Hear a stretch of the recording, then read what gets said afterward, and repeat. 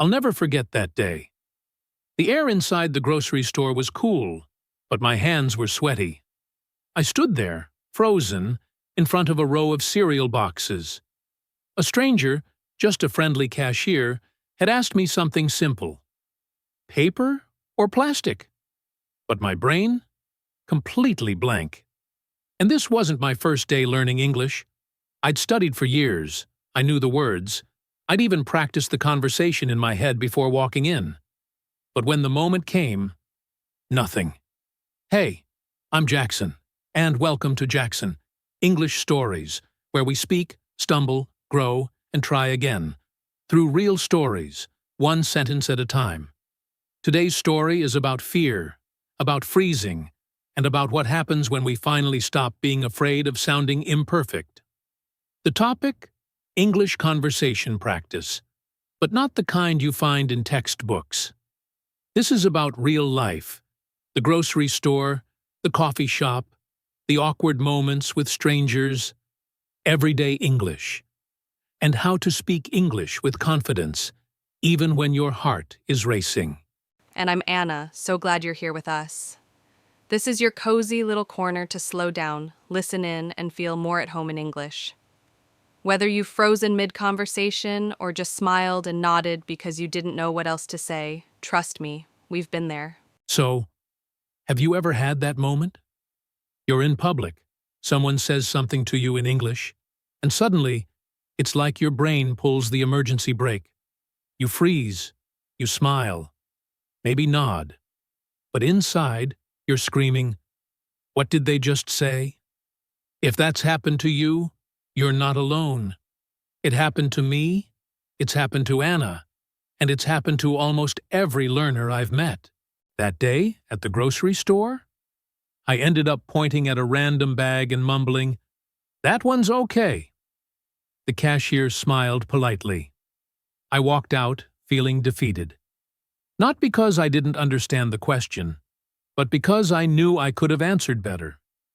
I just didn't have access to my English when I needed it most.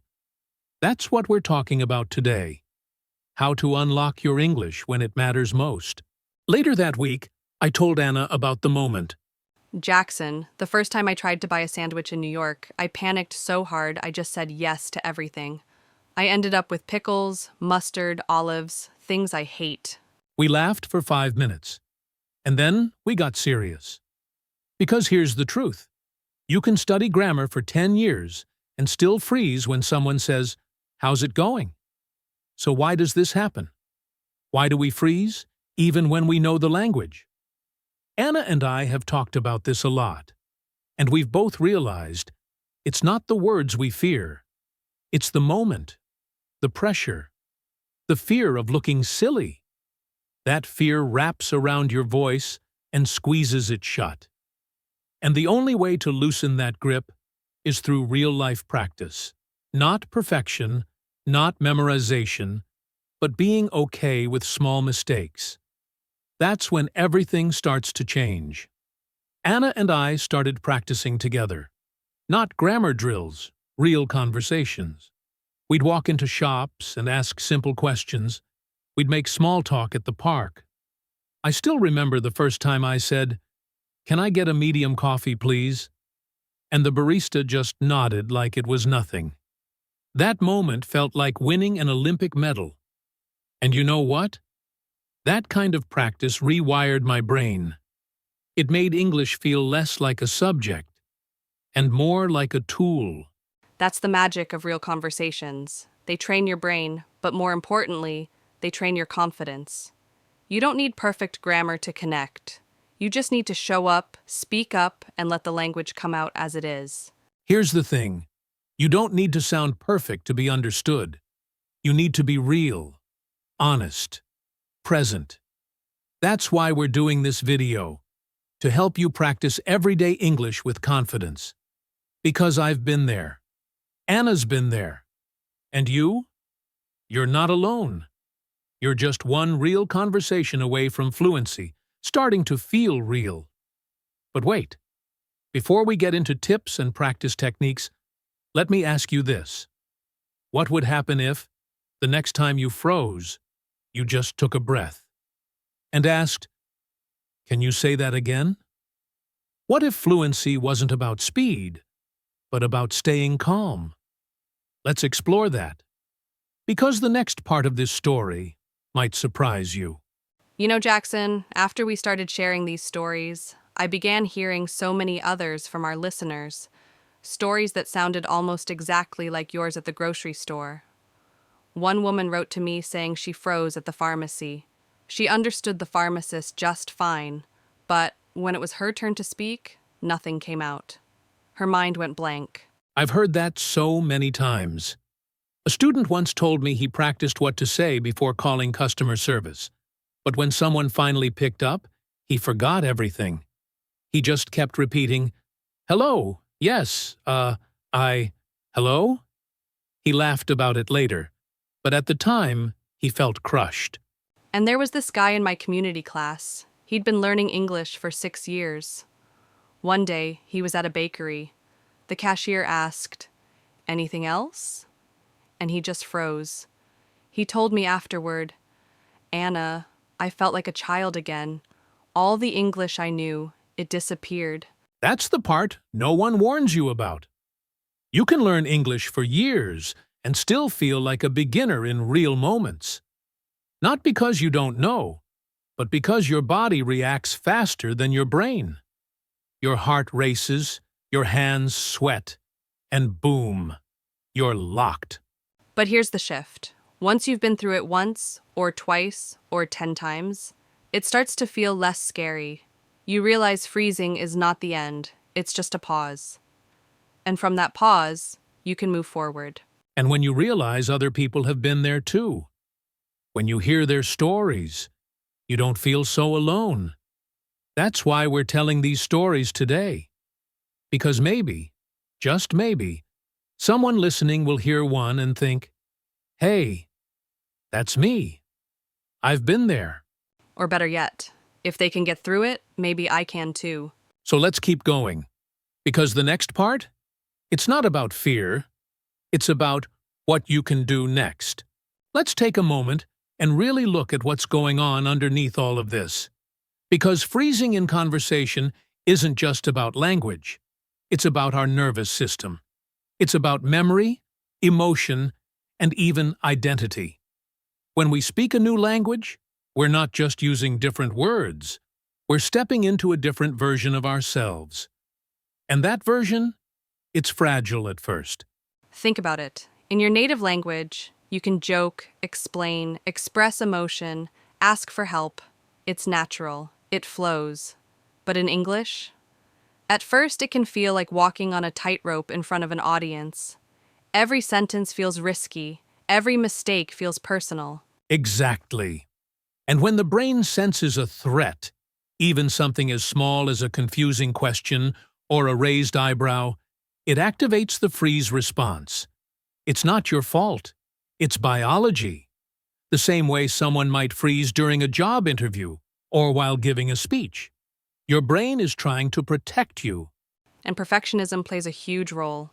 Many learners have this hidden belief: if I can't say it perfectly, I shouldn't say it at all. So they stay silent. But silence doesn't help you grow. Mistakes do. Real interaction does. You know what's funny?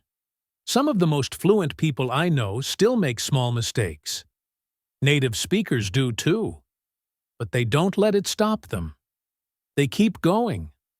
They trust the process. And over time, their brain learns to stay calm, even in pressure. So if you've ever frozen mid-sentence or felt that rising panic, just know that's not failure. That's your brain learning how to adapt. And every time you face that moment, breathe, speak, try again. You're building a new reflex, a new default setting. This is where the real work happens. Not in grammar books, not in vocabulary lists, but in the small, messy, imperfect moments where you use the language anyway. That's how you build confidence that sticks. And you don't have to do it alone. That's why we're here, walking through it with you. One story, one step, one brave sentence at a time. Coming up next, We'll look at specific techniques you can use in those exact moments, when the freeze starts to kick in, and some of them might surprise you. Let's get practical, because the next time you feel that freeze moment coming, when your brain goes blank and your body tenses, you don't want to rely on luck. You want a strategy. And the first strategy, breathe. It sounds simple, but it's powerful. A slow breath in, a slow breath out. Tells your nervous system, I'm safe. That pause creates space between panic and action. And in that space, English can return. The second strategy, have a go-to phrase. Something short, natural, and easy to say when you need a second to think. For example, sorry, could you say that again? Or, let me think for a second. These phrases buy you time, without making you feel stuck. And native speakers use them too. They're not signs of weakness. They're signs of fluency. Another one I love is repetition. If someone says something and you're not sure what they said, repeat the last word as a question. They say, do you need a receipt? And you go, receipt? That little echo helps clarify the word and gives your brain a moment to catch up. Plus, it keeps the conversation moving. Now, here's a strategy most people don't think about. Preparing emotionally, not just linguistically. Before you walk into a store, a coffee, or a conversation, take 30 seconds to visualize success. Picture yourself smiling, speaking, even laughing if something goes wrong. That mental rehearsal lowers the emotional stakes. It's not about acting. It's about priming your confidence. And what about role play? I used to practice with a mirror, or even better, with Jackson. We'd switch roles. I'd be the cashier, he'd be the customer, then we'd switch. It sounds silly, but it worked. Role play trains your mouth, your brain, and your confidence all at once. Especially if you repeat key situations, ordering food, asking for directions, checking in at a hotel. Let's not forget muscle memory. Speaking English isn't just a mental game. It's physical. Your mouth, your tongue, your breath, they all need practice. That's why repeating real phrases out loud, again and again, builds natural fluency. The more you say it, the more your mouth remembers it. And here's something fun, improv games. I know, sounds scary. But there are games you can play alone or with a friend that help you think quickly in English. One of my favorites? The yes and cause game. You start a sentence. The other person adds on with yes and continues. It forces you to stay in the flow, no freezing allowed. These strategies might sound simple, but when combined, they create a system, a backup plan. So even if you freeze, you don't stay frozen. You shift, you adapt, you try again. And every time you recover, your confidence grows stronger. Because let's be honest, fluency isn't about never messing up. It's about bouncing back fast, without shame. That's true confidence. That's what we want for you. So now the question is, which of these strategies will you try first? Because the real magic happens when you stop just listening and start practicing. And if you're wondering how to turn these strategies into a daily habit, that's exactly what we'll talk about next. Tiny actions, real progress, no pressure. Let's keep going. Let's talk about how to turn these strategies into something real, something you actually do, not just think about. Because knowing what to do is only half the battle. The other half? Building the habit. And the first step is making it small. Tiny, even. You don't need an hour a day. You need 5 minutes. Just 5 minutes of focused, intentional English speaking practice can shift your whole mindset over time. Exactly. Think about this. Brushing your teeth. You do it twice a day, right? Not because you love it, but because it's part of your routine. That's the energy we want with English speaking. Make it automatic. Tie it to something you already do. Morning coffee? Practice one sentence out loud. On your walk to work, describe what you see in English. Small, consistent actions are what build fluency, not grand goals you never reach. And here's the key. Use what we call real-world triggers. If you're going to the grocery store, take a moment before you walk in and say to yourself, "Okay, I'm going to say one thing in English today. Just one." Set the intention. And afterward, celebrate it. Yes, even if it didn't go perfectly. Especially if it didn't go perfectly. That's where the growth happens. I used to do this at the bus stop. I'd read out loud one ad on a billboard, sometimes quietly, sometimes just mouthing it. But it trained my mouth, my timing, my rhythm. And most importantly, it made English part of my life, not just my study time. That shift is powerful. And what about journaling? But not writing, speaking your journal. Grab your phone, hit record, and talk about your day. 1 minute, 2 minutes, doesn't matter. It's not for grammar. It's not for anyone else. It's just you, speaking, practicing. That kind of low-pressure space builds confidence like nothing else. Don't forget habit stacking. It's a great technique. Stack your English practice onto something you already do. For example, after I brush my teeth, I'll say one sentence about my plans for the day in English. Or, while waiting for my tea to steep, I'll shadow one line from my favorite podcast. These cues keep the habit alive without willpower. And hey, some days you'll forget. That's okay. This isn't about perfection. It's about creating a new rhythm in your life. A rhythm that makes English feel less like something outside of you and more like something you carry with you. And if you want to go a step further, track it. Not in a complicated app, just a notebook or calendar. Every time you practice, draw a little star or a smiley face, visual proof that you're showing up. It sounds silly, but trust me, it builds momentum. So here's your challenge. Pick one habit, just one, and try it for 3 days. Not 30, not forever, just 3 days. See how it feels. Then, reassess, adjust, keep going, or try another. You're building your system. Because the truth is, no one else can create your fluency for you, but you can. Slowly, kindly, consistently, with one brave moment at a time. And after this short break, we'll go even deeper. Let's explore how to refine the core skills that make everyday English smoother. Listening, speaking, and responding in real time. Ready? Let's keep going. Let's start with listening, because everything begins there. You can't respond to something you didn't really hear. And I don't just mean hearing words. I mean understanding the rhythm, the emotion, the intention behind them. That's why passive listening isn't enough. You have to train your ears. Try this. Take a podcast, slow it down, and shadow the speaker. Listen once, then again, this time mouthing the words silently. Then say them out loud.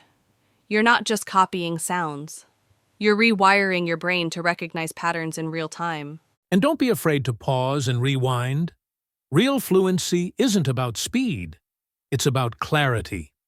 Some learners feel guilty when they can't keep up. But guess what? Native speakers rewind too. They ask, "Wait, what did you say?" It's okay to slow down. In fact, that's where real comprehension begins. And once you've got listening, let's build the bridge to speaking. Not perfect speaking, not fast speaking, but connected speaking. Try this exercise. Take one sentence you've heard and change one word. I'm going to the store becomes I'm going to the park. Then change 2 words. Then 3. Play with it. This isn't a test. It's a warm-up, like stretching before you run. One of my favorite techniques is call and response. I play a line from a show or podcast, then pause and repeat it with the same energy, the same rhythm. It's not just about words, it's about the feel of the sentence. That's what makes you sound natural. That's what builds fluency that sticks. And what about response time? A lot of learners hesitate, not because they don't know the answer, but because they're trying to make it perfect. Try timing yourself. Ask a question, then give yourself 3 seconds to answer. Doesn't matter if it's messy. The point is speed plus confidence. You can clean it up later. There's also a trick I call loop speaking. Pick a phrase like, "I'd like a coffee." Then repeat it 10 times, but each time, add something. "I'd like a coffee, please." "I'd like a coffee with milk." "I'd like a coffee with milk and sugar." It's like stacking Legos. Your brain starts to trust itself more with each layer. Speaking isn't just what comes out of your mouth, it's also what happens in your body. Try recording yourself and listening back. Yes, it's awkward. Yes, you'll cringe. But it works. You'll hear things you didn't notice. You'll catch your pace, your tone, your confidence. And each time, you improve. And let's not forget about interactive practice. If you can find a speaking buddy, even for 10 minutes a week, it changes everything. Real dialogue teaches timing, humor, improvisation, and if you can't find someone right now, record both sides of the conversation. Be the waiter and the customer. Be the lost tourist and the stranger giving directions. Here's one last idea. Practice speaking while doing something else. Wash dishes, talk through your day in English, taking a walk. Describe what you see. This combines thinking, moving, and language, and it locks it into your memory much faster. You stop thinking about speaking English and start just doing it. So if you're serious about growing your fluency, ask yourself, which of these skills, listening, speaking, or responding, do you avoid the most? Start there. Give it time. Give it practice. Let it be awkward. Because awkward is the doorway to natural, silence is the path to voice, and messy is how mastery begins. And next, we'll show you how to build a long-term habit, how to make English part of your everyday environment. So it's not just something you study, it's something you live. Think about the spaces you move through each day, your kitchen, your commute, your phone screen. What if those places gently reminded you to speak English, not as pressure, as invitation? One sticky note on the fridge that says, "What are you cooking today?" One phone wallpaper that reads, "Say it out loud." These are visual cues, and they work. Let's go deeper. Language lives in repetition. So why not surround yourself with the right kind? If you listen to English on your walk, keep the same podcast series for a week. Let your brain settle into the rhythm of those voices. If you read English articles, save them to a folder. Revisit them. Familiarity builds confidence faster than novelty. And let's talk about phone habits. Most of us scroll without thinking. What if you followed one English Instagram page that posts short phrases daily, or swapped your phone's language to English for a few hours? Not all day, just enough to stretch. These are small nudges, but they shift your brain's default language bit by bit. One of my favorite daily rituals? Talking to myself. I know it sounds weird, but when I'm making coffee or brushing my teeth, I describe what I'm doing out loud. I'm opening the cabinet. I'm pouring water. It's simple, but it keeps the language active. And over time, that becomes automatic. You can also create what I call English zones. Choose one activity where you only use English. Watching a movie? No subtitles in your language. Grocery shopping? Use your English list. Ordering food? Say at least one thing in English. These zones become anchors, and over time, they expand. And you don't need to do this alone. Join one small community, online or offline, where people practice together. Not for perfection, just for presence. A 5-minute voice message, a short comment. That's enough to spark consistency. And if you really want to commit Make a habit tracker, nothing fancy, just a notebook with boxes. Every day you speak, listen, or write in English, tick one. After a week, you'll see momentum. After a month, identity. Remember, this isn't about filling your day with English. It's about threading it through your day, like music playing softly in the background. Not distracting, but always there. That's what changes everything. So here's your invitation. Pick one habit, one environment, one anchor. Try it for 7 days. Whisper your actions. Label your kitchen. Listen while you walk. Make English visible, audible, and touchable in your daily life. Because the more real English becomes around you, the more real your confidence becomes inside you. And in the next section, we'll bring it all together with one final story. A real moment of change, a conversation that didn't go perfectly, but went real. And maybe, just maybe, that's enough to change everything. Because the more real English becomes around you, the more real your confidence becomes inside you. And in the next section, we'll bring it all together with one final story. A real moment of change. A conversation that didn't go perfectly, but went real. And maybe, just maybe, that's enough to change everything. It happened last year. I was walking to the train station when I saw a man looking lost, standing on the corner with a printed map in his hand. He glanced around, confused. I could tell he wasn't a native English speaker. So I stopped and asked, "Need help?" He nodded quickly and said, "Yes, please. I go, wrong direction?" I know that moment, the pressure, the fear of getting it wrong. But he didn't freeze, he didn't apologize, he just tried. And I respected that so deeply. Because that's the kind of courage that most people never see, but every learner carries. I asked where he was going. He fumbled with words. To museum, modern? I smiled and said, "The Museum of Modern Art?" His eyes lit up. Yes, that one." We stood there, laughing. And then I gave him directions. Slow, clear, patient. And here's the beautiful thing, he responded, not with perfect grammar, but with attention, with presence. "Thank you, I understand now." And I thought, this is it. This is what we've been talking about for the last 30 minutes. He didn't panic. He didn't run. He stayed in the conversation. He made mistakes. And it didn't matter. Because communication happened. Connection happened. I had a similar moment with a student last month. She'd been practicing shadowing every morning while brushing her teeth. One day, at a small bakery, the cashier asked, "Do you want that warmed up?" She told me, "Anna, I actually paused, breathed, and said, 'Yes, please. Warmed is better.'" Was it perfect? Was it fluent? Yes. Because fluency is flow, not flawlessness. These moments are everything.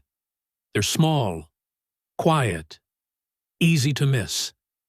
But they carry all the weight, all the progress, all the confidence you've been building silently, day after day.